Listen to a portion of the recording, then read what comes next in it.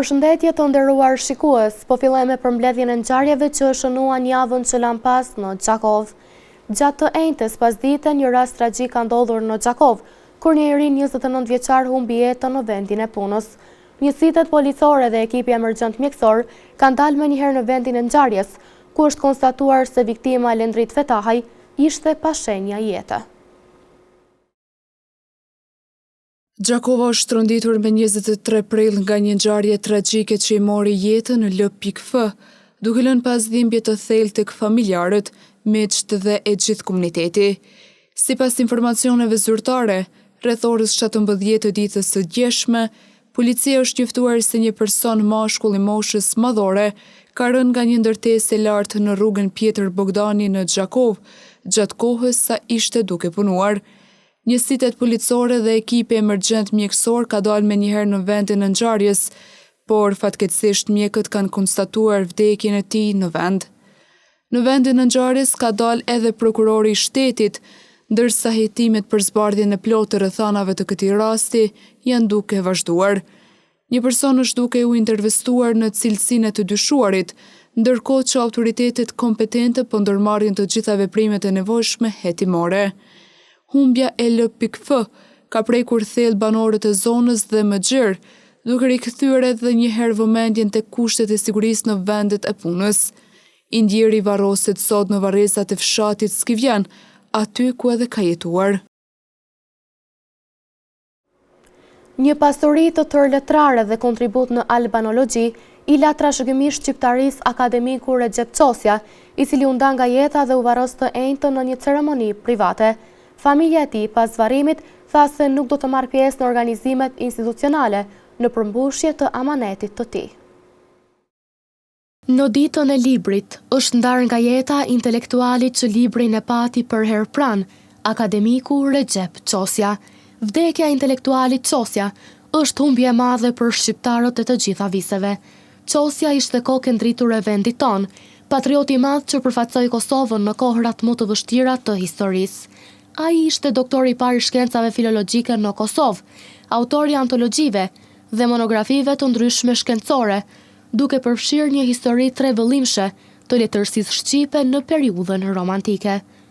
Nga familja e të ndjerit është bërë ditur se ceremonia martore është kryer sot në mesin e familjarëve të ngushtë dhe me dëshirë të ndjerit nuk do të organizohet ceremoni pritjeje nga familja. Familja nuk do të marrë pjesë në organizime institucionale. Recep Qosja lindi më 25 qershor 1936 në Vuthaj të Gucis, ndërsa njihet si shkrimtar me një penë të vyer, kritik letrar dhe historian. Kontributi i tij pa shoq në letërsie në historinë e vendit do të mbetet i paharruar si një shembull i patriotit që ofroi shumë nga vetja për vendin. Me propozime të kandidaturave partijake, zgjedhjet në Kosovë janë të pashmangshme. Skena politike pati mundësi të zgjedhë një kandidat konsensual për president, por nuk e bëri. Kështu ka pohuar në një lidhje virtuale politologu Melazim Koci. Me propozime të kandidaturave partijake, zgjedhjet janë të pashmangshme dhe përpasoj vendi do të shkojë në zgjedhje. Kështu vlerëson politologu Melazim Koci. Shumica e kanë ditur do të thotë që nuk ka gatishmëri të parëve për gjetur një kandidat konsensual. Nuk ka mundur të shmangën zgjedhjet me kandidatura partijake. Kvorumi prej 80 votash kërkohen për zgjedhjen e presidentit është ditur që nuk do të mund të tejkalohet, nuk do të mund të sigurohet nëse nuk gjendet një kandidat jo partijak ose edhe partijak, por që do të siguronte konsensusin. Mbrëm ta zëm në një deklarat të zotit Abidjiku, ai tha hapur që në fund të takimit me zotin Kurti, ata janë pajtuar që ka dhënë dorë njëri tjetrit dhe janë pajtuar që shihen pas zgjedhjeve. Pra, kjo çështje tashmë ka marrë fund. Partitë janë pajtuar që të shkohet në zgjedhje. Profesori Koci gjithashtu tha se kjo situatë ka ardhur edhe si rezultat i mosgatishmërisë së politikës nga obligimet që do të dalin nga marrëveshja franko-gjermane. Mendoj që një nga shkaqet është edhe mosgatishmëria e klasës tonë politike për të ballafaqur me obligimet që dalin nga marrëveshja franko-gjermane. Aty Kosova ka marrë obligime bukur serioze dhe ato nuk do të mund të përmbushen pa u kriju një qeveri me bazë të gjerë dhe unë pres këtë pas zgjedhjeve që do të mbahen në fund të majit ose në fund të qershorit, pra një qeveri me bazë të gjerë, me brenda saj jo vetëm vetëvendosja që do të dalë fituese në këto zgjedhje gjithsesi, por edhe minimum edhe një parti tjetër e madhe. Politika ka pasur të gjitha mundësitë e mundshme që të gjejë një kandidat konsensual, por nuk e bëri këtë, pohoi profesori Koci. Radhe ka qenë mundësia, ka pasur mundësi që të shkohet në një kandidat të pavarur dhe jo partia, krijohet një unitet rreth atij emri, por nuk kishte gatishmëri, nuk kishte vullnet as nga ana vetëvendosjes, po as nga ana opozitës. E nëse vendi do të shkojë në zgjedhje gjatë fundit të muajit qershor, profesori Koci tha se mund të vërehet një raskapitje të votuesit, por kjo varet edhe nga mënyra se si ish presidentja Osmani do të paraqitet në zgjedhjet e ardhshme. Kjo do të jetë hera tretë pra në 15 muaj që qytetarët u drejtohen vendvotimeve. Besoj që do të ketë abstenim të një pjesë të votuesve, nuk di tani cila mund të jetë përqindja.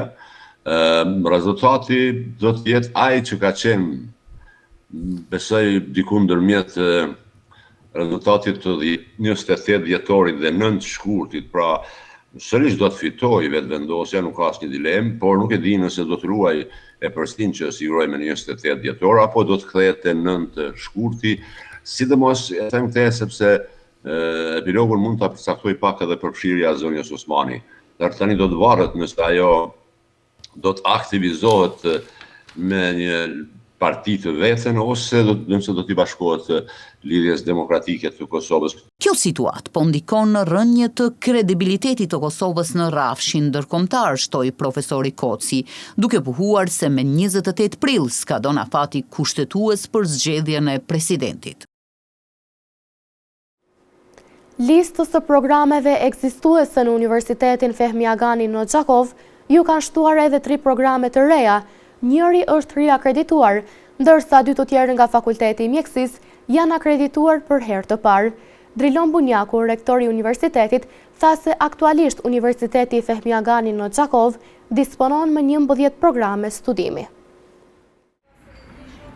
Në mbledhjen e Këshillit Shtetëror të Cilësisë, Universitetit Fehmi Agani në Gjakov janë akredituar 2 drejtime të reja në Fakultetin e Mjekësisë dhe një program tjetër është riakredituar në Fakultetin e Edukimit. Në Fakultetin e Mjekësisë janë shtuar programet Kujdesi shëndetësor në komunitet dhe Shkencat shëndetësore në sport dhe turizëm në nivelin bachelor, për të cilat ka folur edhe rektori i universitetit Drilon Bunjaku. Në Fakultetin e Mjekësisë kemi 2 programe të reja. E kemi programin Kujdesi shëndetësor në komunitet, është bachelor shkencor, është 3 vite. Ky program lidhet me programin e infermierisë, përvarësh quhet infermieria, tash gjithë të rritëreja që të interesuar në fushën e infermierisë, atëherë kjo është drejtimi i cili i mbulon ato shkallësitë dhe njohuritë e asaj pjese. Ndërsa programi tjetër që kemi shkencat shëndetësore në sport dhe turizëm, është një program i ri, tash po jemi dëshmitar të inkuadrimit sa më të madh të rejave në kujdesin shëndetësor. Kjo po lidhet me pjesën edhe të sportit, po ashtu edhe pjesën e turizmit. Ndërsa në nivelin e edukimit vazhdon edhe për 3 vite programi edukim fillor, po ashtu në nivelin bachelor. Në Fakultetin e Edukimit është akredituar programi i njohur, programi fillor, ku gjithë të rritët të reja që dëshirojnë bëhen simbanës të ardhshëm në ciklin e ulët, në shkollën e mesme të ulët dhe shkollën e mesme, do në shkollën fillore, atëherë mund të inkuadrohen në këtë program. Numri total i kuotave për cilën ne jemi akredituar 17, do të thotë prej 1 tetorit do të fillojnë 70 studentë në këtë drejtim. Ky sukses është një hap i rëndësishëm drejt fuqizimit të mëtejmë të Universitetit të Gjakovës, duke vazhduar misionin për të ofruar arsim cilësor dhe bashkëkohor. Në laboratorin e Qendrës Kryesore të Mjekësisë Familjare në Gjakov, është bërë ditur se së fundmi është shtuar lista e shërbimeve laboratorike, Drejtori i Shëndetësisë Lulzim Goçi thotë se investimet në aparatura dhe shërbime po bëhen si një lehtësim më i madh për qytetarët që të kryejnë sa më shumë analiza brenda institucioneve publike. Krahas qendrës së mjekësisë familjare 1, zgjerimi i listës së shërbimeve laboratorike është bërë edhe në qendrën kryesore të mjekësisë familjare në Gjakov. Drejtori i Shëndetësisë dhe Mirëqenies Sociale Lulzim Goçi ka treguar më shumë detaje. Drejtoria për Shëndetësi dhe Mirëqenie Sociale në kuadër të planit të vet për rritjen e shërbimeve ndaj qytetarëve të Gjakovës, tashmë ka filluar implementimi i rritjes së këtyre shërbimeve. Respektivisht nga java kaluar ka filluar në laboratorin e qendrës kryesore të mjekësisë familjare kryerja e shërbimeve për 3 lloje të analizave të reja, do të thotë bëhet fjalë për analizat që bëjnë identifikimin e gjendrave të rritje tek pacientët me nevojë. Po ashtu domethënë planin afatmesëm pritet që kjo lista shërbimeve të analizave të shtohet edhe më shumë. Domethënë shumë shpejt do të kemi edhe shërbimet e analizave të 2 llojeve të yndyrna që do të mundsohet kryerja e këtyre shërbimeve të pacientët me nevojë. Deri me tani këto analiza domethënë janë pacientët për nevojat e tilla janë referuar tek laboratoret privat që ka paraqit kosto shtesë për këta pacient dhe tash tutje domethënë do të kenë mundësinë që këto shërbime të mbojnë me çmime minimale tek qendra kryesore e mjekësisë familjare. Mes tjerash, drejtori i DSHMS tregoi se cilat janë ato kategori që lirohen nga pagesat. Është udhëzimi i bashkëpagesave të cilën e ka nxjerrë Ministria e Shëndetësisë, në të cilën janë të prapanë kategoritë që lirohen nga pagesa këtyre shërbimeve, që janë kategoritë e dala nga lufta, personat që vujnë me diagnoza kancerogjene, kardiologjike dhe të tjera. Zgjerimi i shërbimeve laboratorike në qendrën kryesore të mjekësisë familjare në Gjakov përbën një hap të rëndësishëm drejt përmirësimit të cilësisë së kujdesit shëndetësor për qytetarët. Kjo javë është karakterizuar edhe me finalizimin e një procedure e cila kishte nisur prej disa muajsh. Në gjykatën themelore në Prishtinë, Naim Murseli dhe Granit Plava janë dënuar me burgim të përjetshëm, ndërsa Kushtrim Kokalla u dënua me 30 vite burgim për vrasjen e Liridona Ademajt. Të akuzuarit i gjykon, të akuzuarit Naim Murseli dhe Granit Plava ju shiton dënim me burgim përjetshëm. Gjykata themelore në Prishtinë ka dënuar sot me burgim të përjetshëm Naim Murselin dhe Granit Plavën, ndërsa Kushtrim Kokallën me 30 vjet burg për vrasjen e Liridona Ademajt më 29 nëntor të vitit 2023. Liridona Ademaj u vra në një rrugë në fshatin Bërnic të Prishtinës, teksa ishte në vetur bashkë me bashkëshortin Naim Murselin dhe 2 fëmijët e tyre. Naim Murseli, bashkëshorti të ndjeros Liridona dhe Granit Plava u shpallën fajtor për vrasje të rëndë.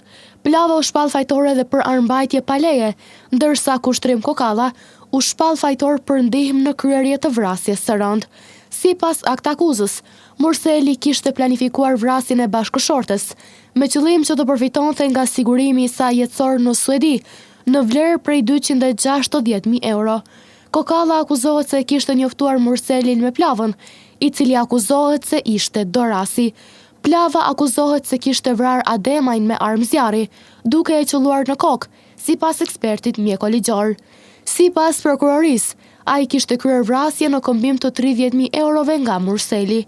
Shpallja e aktgjykimit për të akuzuarit erdhi pas përfundimit të shqyrtimit gjyqësor dhe fjalëve përfundimtare të palëve, ku prokuroria kishte kërkuar burgim të përjetshëm për ta, duke argumentuar se vrasja e 30 vjeçarës ishte kryer në mënyrë të planifikuar.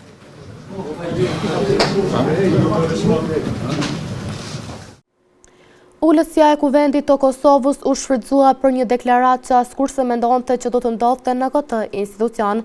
Deputeti i grupit parlamentar të Lëvizjes Vetëvendosje, Fatos Geci, derisa përshëndeti vendimin për burgim të përjetshëm të Naim Murselit, tha se njëjti fat do ta ndjek edhe ish presidentin e Kosovës, Hashim Thaçin. Kjo deklaratë publike u përcoll me shumë reagime, si nga disa deputet, por edhe nga qytetarët.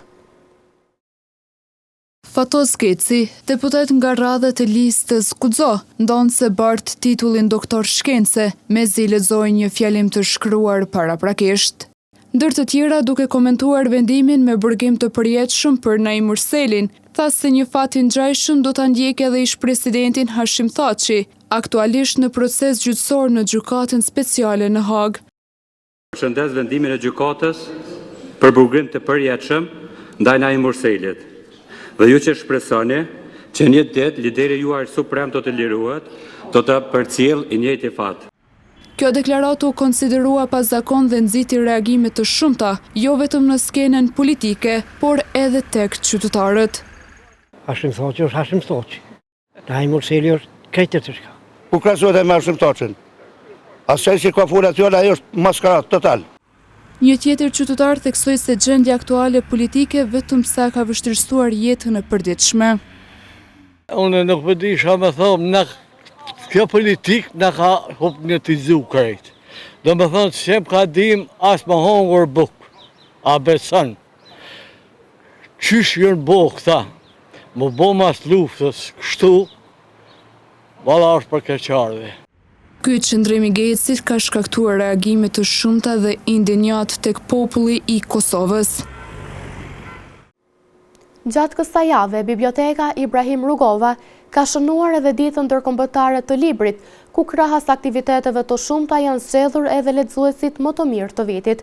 Në këtë ngjarje kulturore, të gjithë njerëzit kërkuan që të rritet lexueshmëria dhe të shfrytëzohen sa më shumë hapësirat ku ka libra.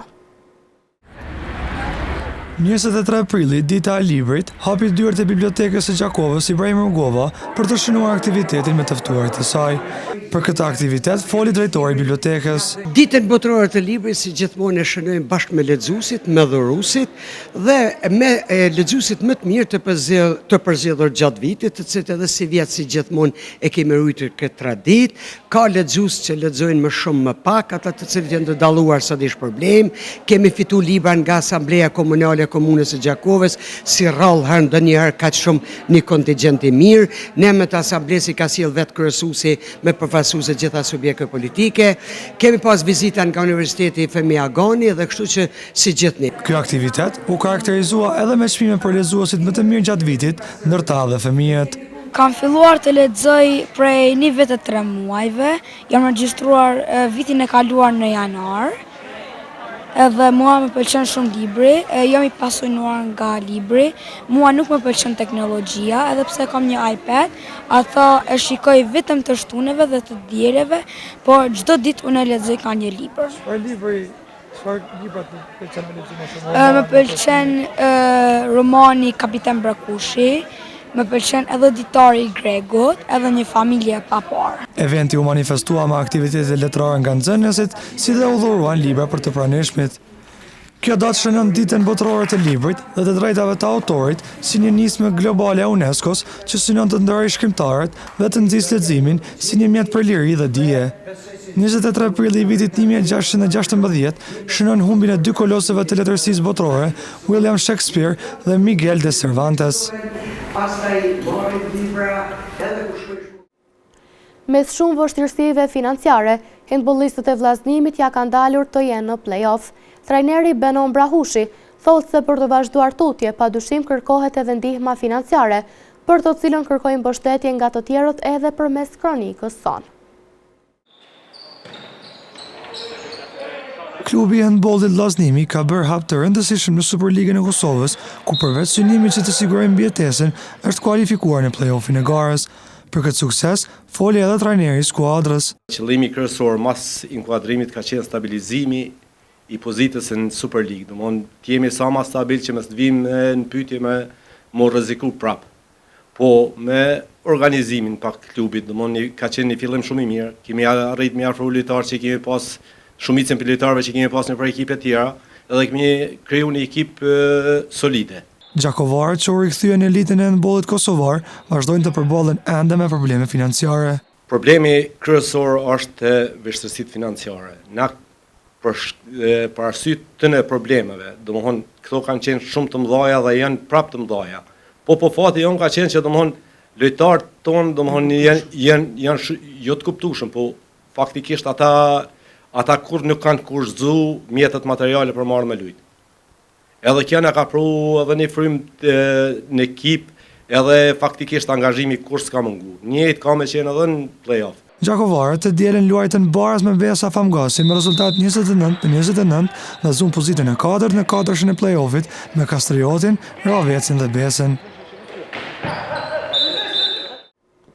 Ndoqët për mbledhjen me disa prej ngjarjeve që shënuan javën që lan pas në Gjakov, ndërkohë ju vazhdoni të shndroni me programin ton. Mirëmbëngjes.